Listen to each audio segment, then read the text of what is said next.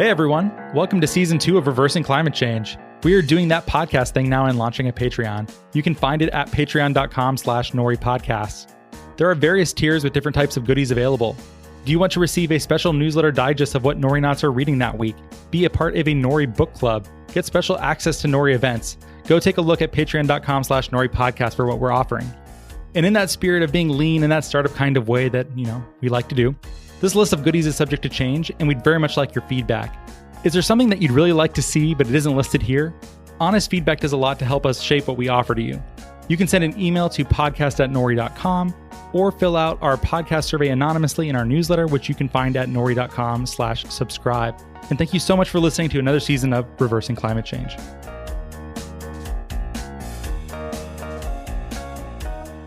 Hello and welcome to the Reversing Climate Change podcast. I'm Ross Kenyon, lead strategist with the Nori Carbon Removal Marketplace. We have an alumna on the show co-hosting with me, guest hosting, Lorraine Smith. Thank you so much for being here with me. Thank you. It's a pleasure to be back. I love that I can tap you on the shoulder whenever I have questions about the textile industry, about how clothes are made, the supply chains of them. I find it very interesting, but I am, knee-high on a grasshopper. What's this, some stupid idiom? I don't know how it works, basically. So thank you for teaching me and being here. Thank you for humoring my guidance. It's a pleasure. It's my pleasure. Well, we saw a couple articles coming out of Fast Company from Liz Segran, who's senior staff writer at Fast Company. We saw these articles you've been writing about how fashion should be regulated, what's happening with color. I don't understand how this works. We're gonna get into how fashion changes and evolves. Lorraine, do you want to just introduce yourself a little bit here? Sure, yeah. So I'm wearing a couple hats for this conversation, along with the hat I always wear, which is as a huge fan of Nori. I am an advisor to companies who are interested in being more sustainable, and in particular these days really pushing towards a regenerative economy, so moving beyond just less bad and trying to be net positive or net awesome as a part of their business model. And I'm also a longtime maker of textiles. So I'm a spinner, knitter, weaver, been playing with strings since the mid-70s. So I get to bring both of those pieces of my life to bear for this conversation. I'm glad to be here. Yeah, that's great. And Lorraine, you've been helping me get into knitting, which I found to be a very peaceful and enjoyable habit to be doing in COVID-19 days. So thank you for... Oh my gosh, I just picked up knitting myself, and it's a form of meditation, I feel.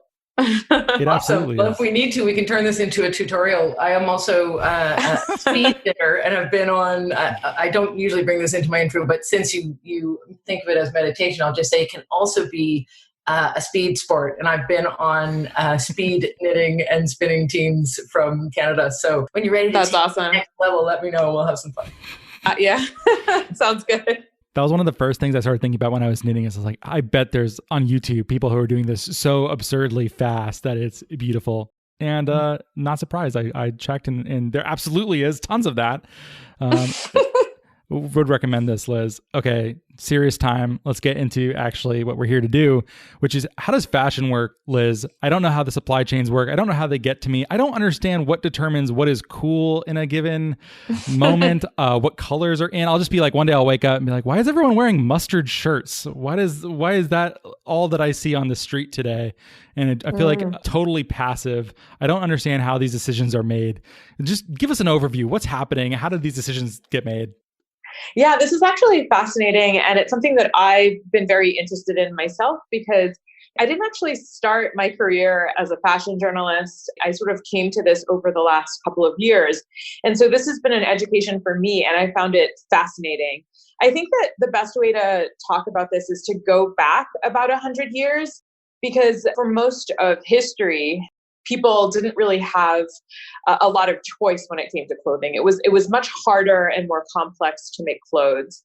And so, 100 years ago, 150 years ago, only very wealthy people were able to have lots of clothes in their closet that they would bring out as a form of self-expression or as a status symbol. The average person had a few garments, usually handmade, and, they would basically wear those garments out. And so fashion really wasn't part of the equation for most of human history. I mean, there were general trends in terms of, what clothes people wore. But fashion as we know it is actually a relatively modern concept.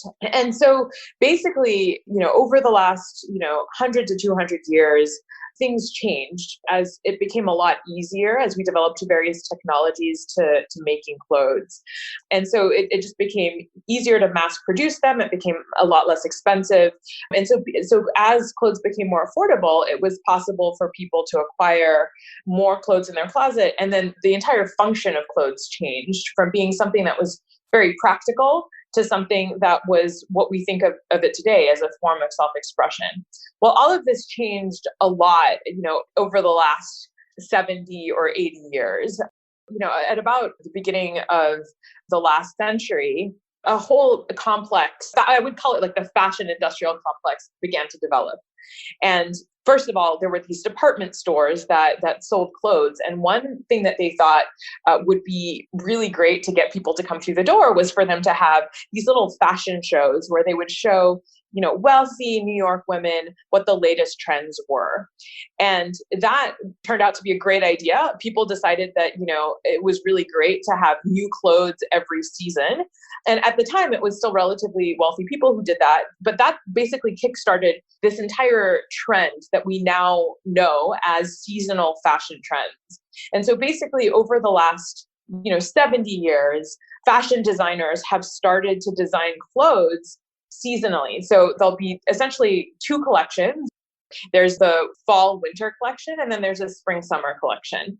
So basically, if you think about it, the entire notion of clothing changed, right? It suddenly became something that was trend driven, which meant that clothes that were from several seasons ago were no longer considered in. And so therefore, clothes essentially became, on some level, disposable, right? Because suddenly there was a shelf life to the garment. Of course, for most of, the last 70 years, it was still only, wealthy people who could afford these designer garments. But then what happened was fast fashion entered the scene. And so brands like H&M and Zara and all of these brands that you're familiar with as fast fashion brands, their whole goal was to democratize this whole concept of fashion. And so what they were trying to do was say, look, there's this beautiful notion of, having these beautiful garments that are seasonal and that reflect particular trends. We want everybody to be able to access these clothes. We don't want just wealthy people to do that. So they found ways to make clothes very, very cheap. And they did this by using much less expensive materials like synthetic materials instead of organic materials. So instead of using wool and cotton, they started using essentially plastic-based materials to replicate some of these designs. And they also found ways to manufacture very cheaply by using very inexpensive labor. So they took their supply chains to China and Bangladesh and parts of the world where labor was a lot cheaper. And that has resulted in the world that you live in today, where they're turning out even more frequently than, twice a year. Most brands are turning out new sets of clothes every few months. And basically, even though you probably, find it hard to identify, exactly how a trend comes into being, these companies are sitting down 6 to 9 months before their collections hit the stands, right, and hit their stores, and say, we're going to essentially determine and forecast what is going to be trendy 6 to 9 months from now. They look at color palettes, they look at what colors and patterns were in vogue the previous season and last year, and they try and create looks that are very different from that so that those old looks cannot be recycled the next year without you feeling really awkward about it. And so there's now this entire industrial complex that is basically there to make you feel like clothes that you bought 2 years ago are no longer wearable today. Oh, there's so much there, Lorraine. I don't know if you have a preference for where to dive in. I guess the first thing that comes to my head is I wonder how many fortunes have been lost where someone's like, I think what's going to happen this next season, I think it's going to be all about pastel fedoras. And then they bet everything on that and have a lot. So that's the level of contribution that I'm bringing to the table here. Well, Lorraine, I would love to hear your perspective as somebody who's worked in this industry, but from my conversations with lots of different brands, I think that many of them actually assume that certain looks that they create are not going to do well. And so what they're doing is they're acting a little bit like VC companies that invest in a lot of different portfolios. They're basically investing in a lot of different looks.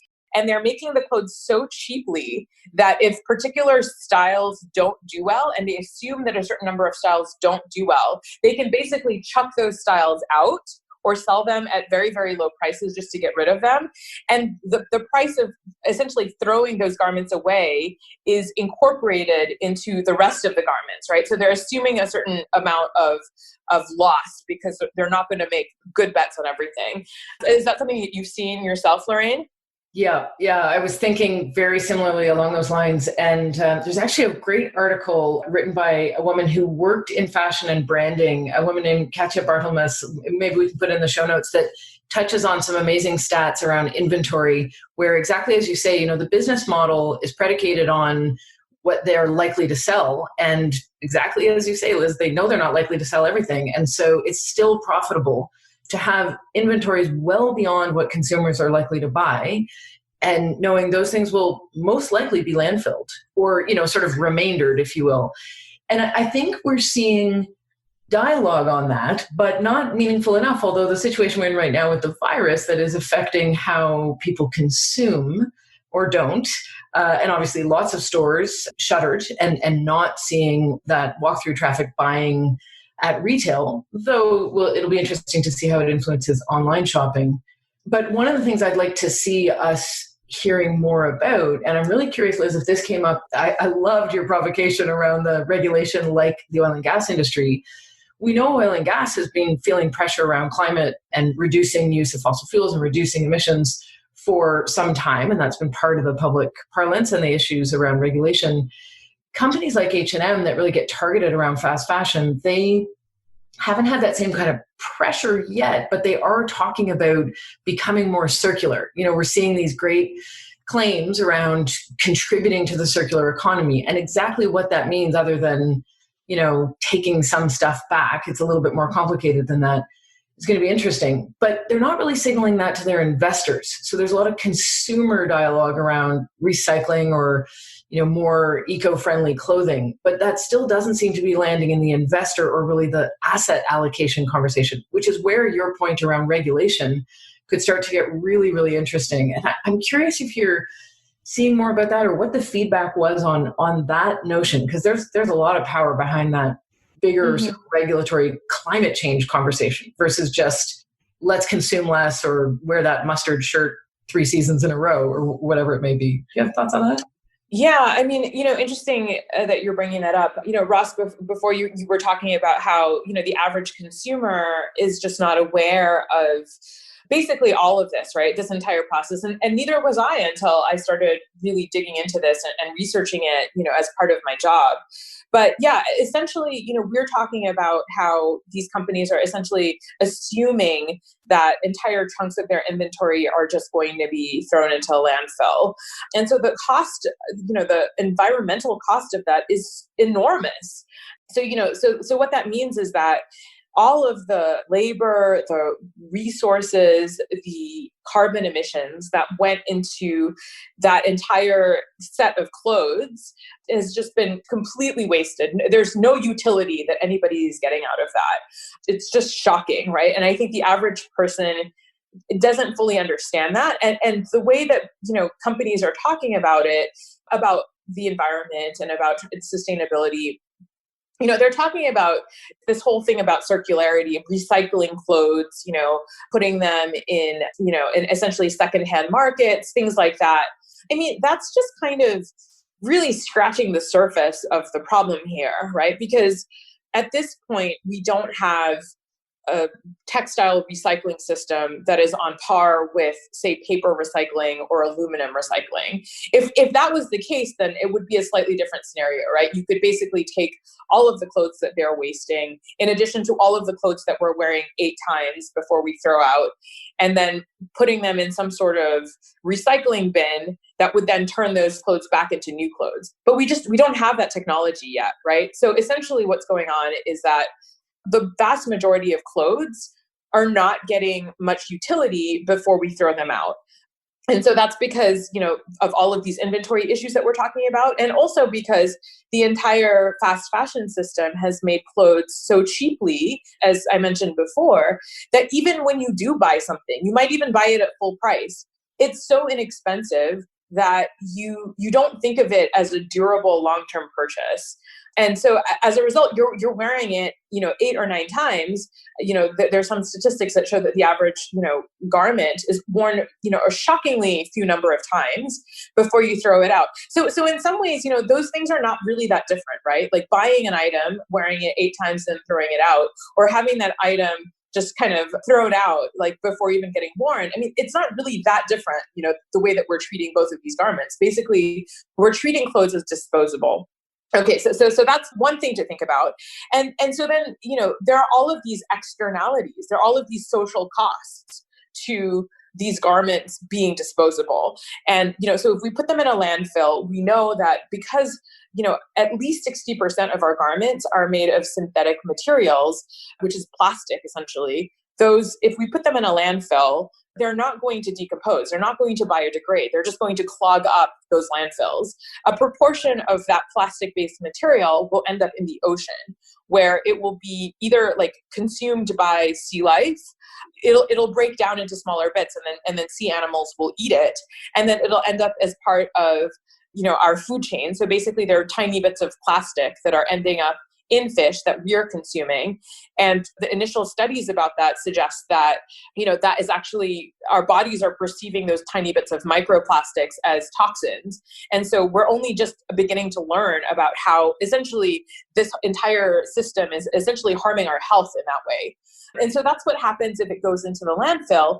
But in some cases, these clothes are essentially incinerated, right? And so if we're incinerating garments, then we're essentially taking garments, using a lot of carbon to make them, and then immediately turning them into more carbon, right? Because that's essentially what the incineration process does. And so basically, that is what the fashion industry is doing to the environment, and that is the the impact it's having on climate. And currently, it's really hard for us to identify exactly, to quantify exactly what impact that has. Although, initial studies suggest that the carbon impacts of the fashion industry are enormous, right? I mean, I think that there are several statistics out there that suggest that it might be even larger than international air travel and maritime shipping combined. Mm-hmm. That is the impact that, this industry has. And yet, while oil and gas is being regulated, and while things like the car industry and the automotive industry, that is being regulated, there is no body that is regulating the fashion industry. And this is a really, really, really big problem, and something that I think, people need to start addressing. Mm-hmm. Yeah, you're touching on such a key thing, because everybody wears clothes. Like, it's a little bit ridiculous to point out, but it's sort of illegal to leave home without them. And yet it's really not being addressed in terms of the impacts it has. I want to circle back, if you'll pardon the pun, to it's something that you mentioned a bit earlier around the circular economy and this potential for companies to be more circular. And I want to just level set a little bit what I'm hearing people say around circular economy, and then what I understand is actually meant by it, because I think there's a bit of a disconnect there, and it's maybe a beautiful space to surf around in a little, because if we close that gap, things could get kind of interesting. So when I hear people talking about the circular economy, I often then hear things like recycling, or in the context of clothing take-back programs where companies will take garments back or help sort of upcycle. And I think those are important things, and we don't want to see less of that. But if we look at what is the definition of the circular economy, like what it actually entails, it's really at much more of a fundamental business model level in terms of how a company creates value. And I always look to the Ellen MacArthur Foundation as the sort of go-to resource around circular economy definitions and conversations, because they really have become a global reference and put a lot of really useful resources out there. And there's 3 elements that they point to as fundamental to circular economy principles. And almost none of them really comes up when you hear people saying, yeah, this is more circular. So I'll quickly bullet them. The first is designing out waste and pollution. And the key there is design. Like from the beginning, the process isn't, as you say, Liz, using materials that are going to lead to waste and pollution because they're petrochemical based and will end up in the ocean. So designing out waste and pollution. Keeping products and materials in use, and that's where fast fashion needs to pull up its socks and make sure that those are really durable materials that will stay in a productive loop. And the last one, which I think is the beautiful space I want to hover for a moment, is to regenerate natural systems. And this is something that I see a lot of inspiration happening today or these days, which is around the possibilities that a business, by doing business, can be part of regenerating natural systems. So not just reducing how harmful processes are or looking at those externalities and trying to minimize them or minimize the risks to the business, but actually looking at the business and saying, what would it mean to regenerate ecosystems as a result of our business being in business? So I look at H&M, for example, and they've got some amazing ambitions. They have publicly stated that they aim to be 100% circular, their whole business, 100% circular by 2030. That is a decade away. So that's kind of nowish in terms of industrial planning, capital allocation for manufacturing. And it's not quite the, what color will the neckties be next season, but it's pretty much around the corner. And I am seeing companies, I think of a company like Eileen Fisher that has been for decades really exploring their supply chain, the dyes that are used, the materials they're using, and really aiming for this level of regeneration. I think they're pointing towards that. Other companies, Patagonia, I'd say, is maybe leaning a little closer to fast fashion. Eileen Fisher's got those sort of lifetime pieces, definitely not fast fashion. But I think until we get to that as a common notion, we're going to struggle. We're going to be chasing our tails a little and trying to sort of pin down the bad guys. And I'm not sure what the regulation opportunity is there, but I'm curious if you have a point of view on that, because I see, your comment around we don't have regulation clothing. I just think that's so important, and it's not even on the table. What could it look like if the regulation actually wasn't just reducing harm, but really getting at real benefits? Well, I think the problem now is that the fashion industry and fashion supply chains are just so spread out. Mm-hmm. And as a result, it's much harder to identify the different players and to essentially regulate different parts of the process. And I think it's interesting because part of what has made fashion the way it is, that is, so inexpensive, creating so many pieces, and in each one of us is apparently every year more than 200 billion articles of clothing are made for, a population of, 8 billion humans. Just being able to produce that many garments, requires this global supply chain that's very complex, right? And so if you think about all of the different pieces that go into that, there's everything from the production of the raw materials, so growing cotton, getting wool from sheep, to producing the synthetic fibers. There's the milling process. So usually those materials go to an entirely different place where they're milled and turned into fabrics. And then those fabrics are then shipped to a completely other place where they're turned into clothes. Then they're shipped to the brand who then ships it out, right? And so that's many, many, many pieces of the puzzle. And very frequently brands are using multiple supply chains to make their clothes. So they're not even just using one. So the question is, who do we ask to be responsible? Who do we have pay the taxes and make responsible for this? And in some ways, that's a very complex question. In some ways, if you think about it slightly differently, it could be kind of an easy one, right? So in France, so the question of regulation came up to me because I read about how in France, there is a government minister who works in the division of essentially sustainability. Her official title is not Minister of Fashion, but she has used her role in government in the sustainability department to focus on the fashion industry. And obviously, France is still a center of fashion, And so some of the things that she's recommended are that she's forbidding brands from burning inventory. So coming back to this very first thing that we're talking about, where entire chunks of inventory are getting burned. So she basically has forbid that. But I think that one thing we could potentially do is we could hold the brands accountable for what they're doing. We could tax the brands, because if the brands that are ordering these clothes have to pay penalties for various ways that they're creating waste and pollution, then they will in turn, get other parts of their supply chain in line so that they will be wasting less. So that's one way for us to deal with this. Regulation, I mean, it's a complex question, but that's one approach. But the other thing that's interesting is, so you think about specifically this issue of carbon, and it's interesting seeing, how companies are dealing with this. They're actually, there's been this movement over the last couple of years for brands to try and move towards carbon neutrality.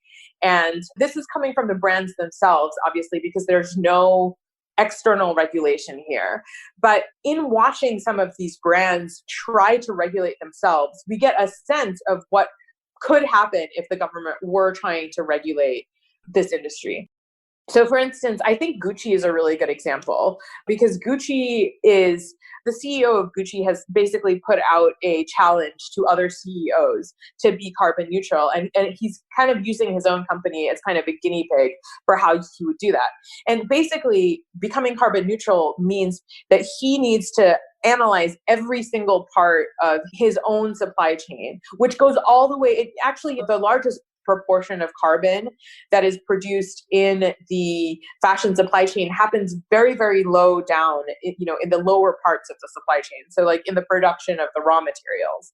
So for Gucci, what this means is that it needs to have audits of the amount of carbon that is being produced in, the cotton fields where it's gathering cotton to make t-shirts, or in the process of basically making leather, right? Because they make a lot of leather products. They have to analyze all of that, and they are the ones who are responsible for that. And they basically have to analyze every part of that supply chain and essentially offset it, right? So the onus is entirely then on the company to do that. And so what this means is that the company is, on the one hand, understanding its own supply chain very well.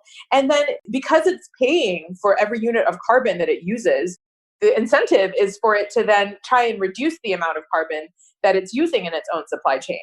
So basically, if governments did this, if it was not Gucci itself that was, imposing these regulations on itself, but if it was the government that was asking that every company do this and pay for the carbon that it was using, it could radically transform the entire supply chain, right? And finally, to your point, Lorraine, about regeneration. So what Gucci is doing in this context is that it's basically offsetting its carbon by tree planting initiatives, right? In regenerative agriculture in various parts of the world. And so that's basically, so talking a little bit about the circularity thing, that's basically what it's trying to do. It's basically paying for its carbon by essentially like regenerative agriculture. And, in other contexts, we hear about brands that are doing similar things, in terms of its sustainability initiatives, where it's not just not doing bad, but it's trying to do good. But here's my issue with that. My issue with that is that, if you're a successful fashion brand, it's actually not that expensive for you to devote a proportion of your revenue to regenerative agriculture or various regenerative systems, right? Nature-based systems, right? And I think that that's a good step. That's certainly more than what lots of other companies are doing. But I ultimately think that the real problem that we're dealing with right now is that we're over-consuming. The entire system that we've talked about, from the very beginning of this podcast, this idea that, we went from like 100 years ago having a few clothes in our closets that were functional pieces and that we held on to for a long time, to being in a world where it is now possible for even, middle class and lower middle class people to own lots of garments that they throw out. That is ultimately the real issue here. And I think that in order for us to deal with this issue and to basically to tackle the issue of fashion's impact on the environment, we first need to change consumption habits. And we first need to get back to a place where clothes are durable goods that can last a long time. And once that has happened, then I think it's perfectly reasonable to be talking about things like circularity and regenerative agriculture and regenerative processes and stuff like that, right? I think that all of those things are really good, but I think that the overarching problem here is just that we have so much stuff, and we've created a system where it is totally reasonable to like have over 300 for the average person to have over 300 articles of clothing in their closet, and wearing like tiny proportion of that, like I think 20% of that. That's something that needs to be addressed, I think, before any of the other stuff will actually kick in and have an effect. Hey, sorry to interrupt. We've never done this before, but this is a mid-roll ad for our friends at Ettitude. You may remember them from a bonus episode we did not too long ago where we talked with their founders, Kat and Phoebe, about the technology they use to turn bamboo, which is woody and rather hard, into bedding that is quite soft. It's a cool show and always fun to peek inside of a business that is working at the intersection of what is good for the planet and what consumers actually want. Nori aspires to this as well. And like any business, both Ettitude and Nori need money coming in, so hence this ad's existence. If you'd like to try Ettitude's very nice bedding, and I also hear they make loungewear if that's your thing, you can go to ettitude.com, ettitude.com, and use the promo code NORI, NORI, and get 20% off your order. Free shipping to you and free shipping if you want to return for any reason within 30 days. Help support Nori's podcasting efforts and a company trying to make it so that customers who care about the environment don't need to sacrifice comfort. Check out ettitude.com and use promo code NORI. And now, back to the show.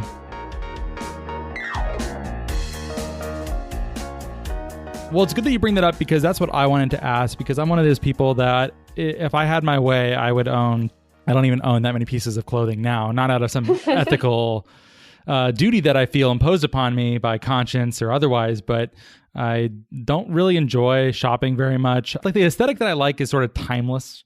I like natural fibers. I like stuff like Lorraine likes to make fun of me, but I like things like wool pants. I like things that, ostensibly never go out of style. If I had my way, I would just dress in that, or I would just have like a couple outfits and I'd have one for every day of the week. And that was just my Tuesday.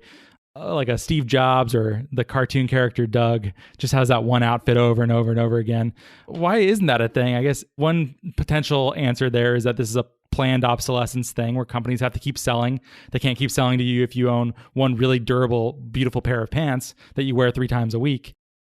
I feel like there's more going on than just planned obsolescence, but I know that's a common thing that people say here. Mm-hmm.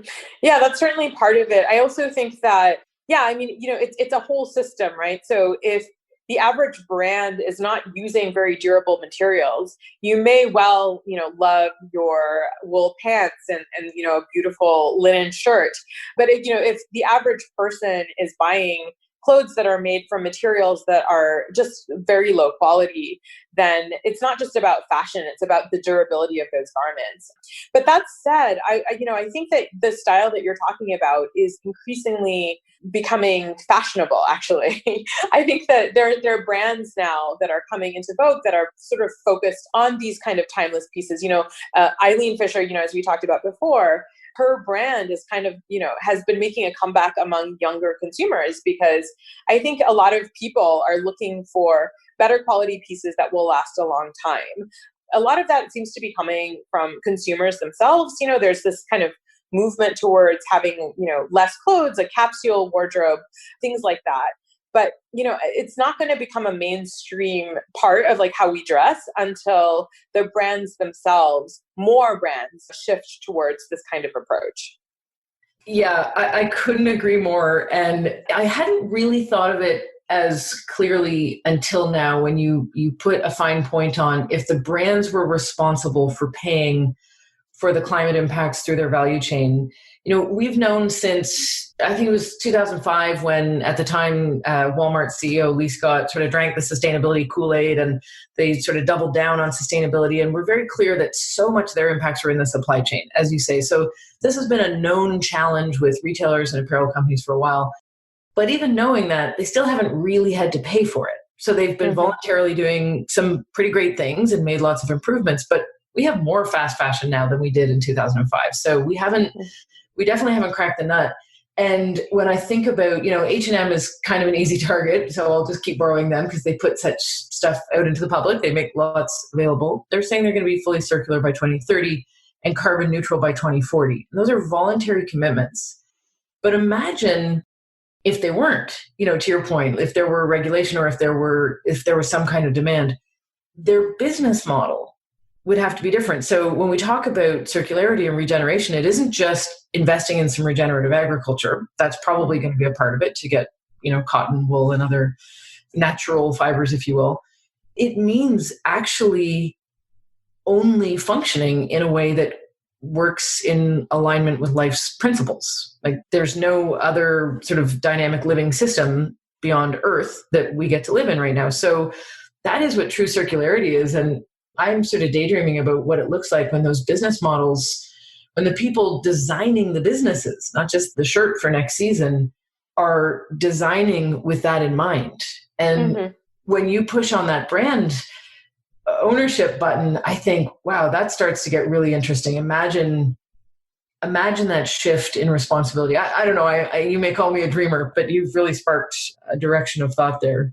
Do you think I'm dreaming of that? No, and I think that actually I take some inspiration from luxury brands, because I think that it's been a little bit easier for some luxury brands to transition into this model of a more sustainable approach, partly because they've always, or at least certain luxury brands have always focused on creating products that will last generations, right? You think about Hermes and a bag that you could buy from Hermes that you would carry for years, and then if the patina got scuffed or something like that, you could bring it back and they would repair it.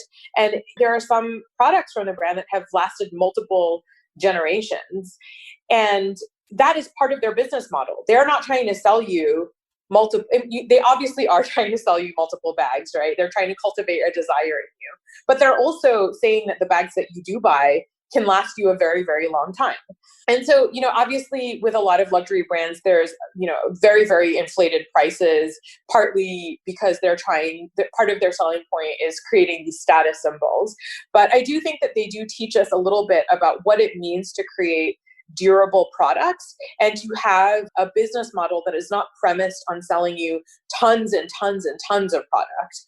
And so I wonder if if brands began to see that there were costs at every stage of their supply chain, whether the average brand, a brand that made cotton shirts or trousers or whatever, the clothes that we wear every day, if they could sort of, borrow from some of these luxury brands in terms of essentially from the very beginning, finding the very best, most durable materials, paying for any sort of externalities or, costs that come along with that, in terms of carbon, in terms of, the chemicals that they're putting out into the world, and then making these clothes that, that will last you a long time and can be repaired. I think that there are some brands that are sort of moving towards that. You think about, like obviously Patagonia, has a whole program devoted to repairing garments. And, you mentioned that they're sort of, going a little bit towards fast fashion. I agree with that on some level, but there are many articles of clothing that they produce that they've essentially produced the same model for decades, right? And so you can go and have those repaired, you can sell them back to Patagonia and another person will buy them, and it will look relatively similar to something that a newer version of that came out, things like that, right?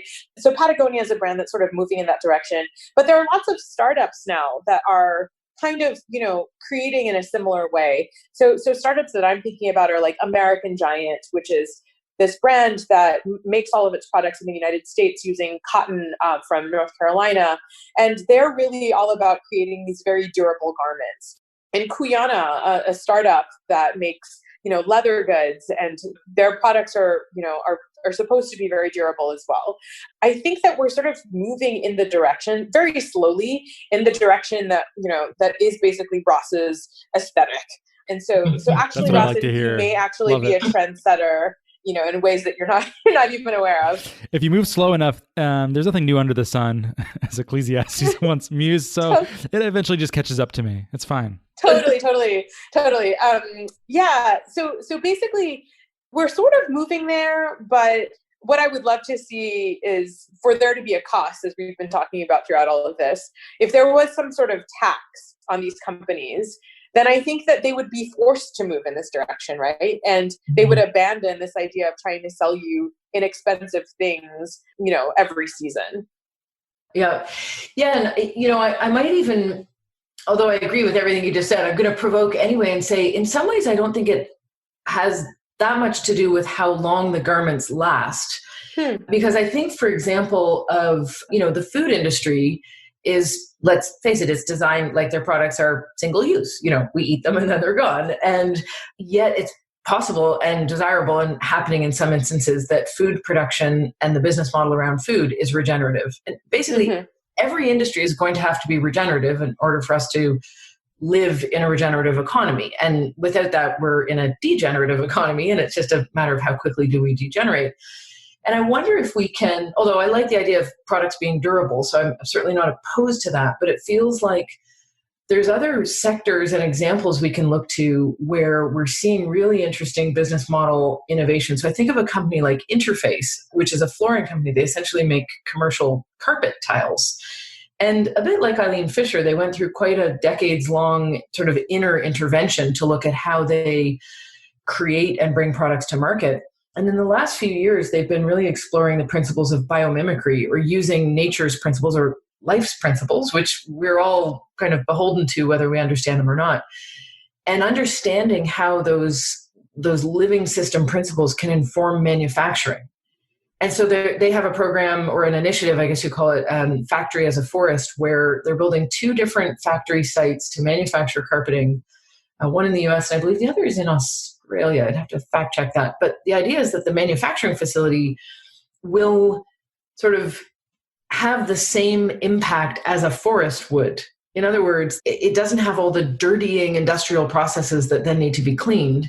It's conceived of the way a natural ecosystem would work. And a lot of really serious scholarship and metrics and ideas go into making that possible.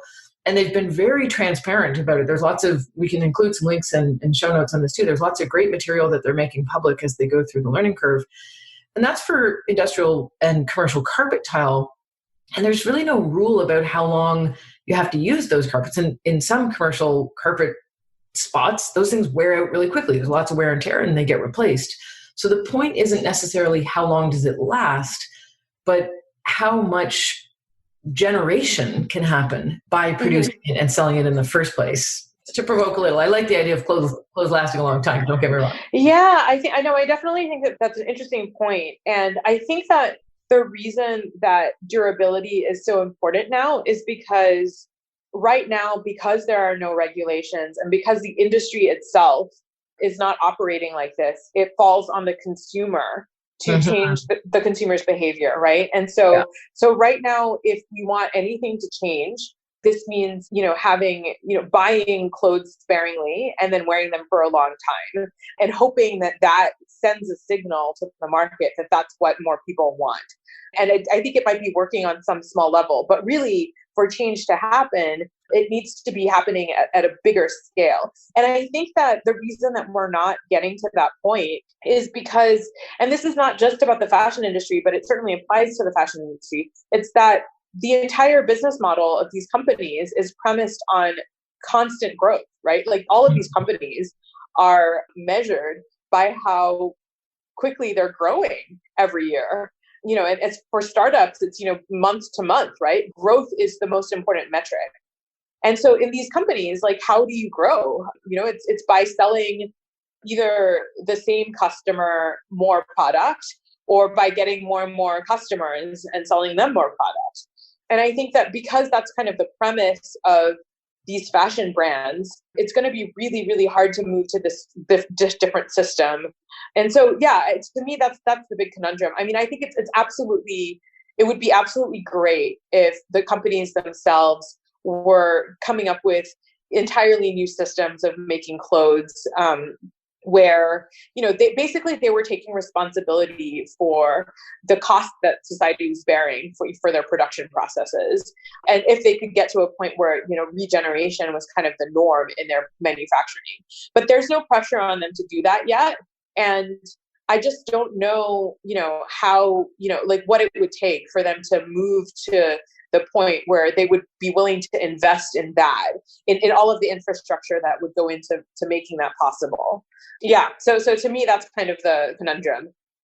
Well, Liz, if someone wanted to learn more, they wanted to follow your work, they want to read more about this topic. Clearly, we did not exhaust the topic. There's so much here. There's a lot to figure out, the details of which all seem to matter quite a lot, how any policy might be designed, how companies are doing this. Where should someone look? Yeah, so you can just look me up. You'll see my work all over fastcompany.com. And if you pick up an issue of Fast Company magazine, we have a magazine that you'll probably find on a newsstand somewhere near you. And also you can look me up at Liz Segran on all of the platforms, Twitter, Instagram, Facebook. Great. Well, thank you so much for being here. I learned a lot. I mostly kept my trap shut, and Lorraine, thanks for covering for me. So we look like we know what we're talking about. Glad to be here. Thank you. Yeah. Thank you so much.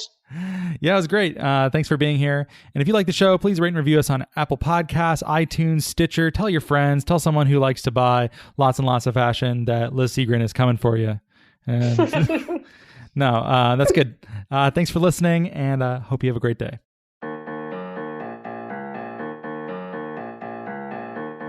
Well, thank you so much for listening. If you like the show, please rate and review it in Apple Podcasts and or Stitcher. It really helps us a lot to get this content to a wider audience.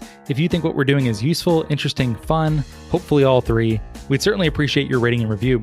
You can keep up with Nori at nori.com, where there is a newsletter. That's nori.com/subscribe. There's podcasts, there's a whole bunch else, or you can send us an email at podcast@nori.com. We are also now on Patreon at patreon.com/noripodcasts if you'd like more content, engagement, and community. And thank you so much for your support.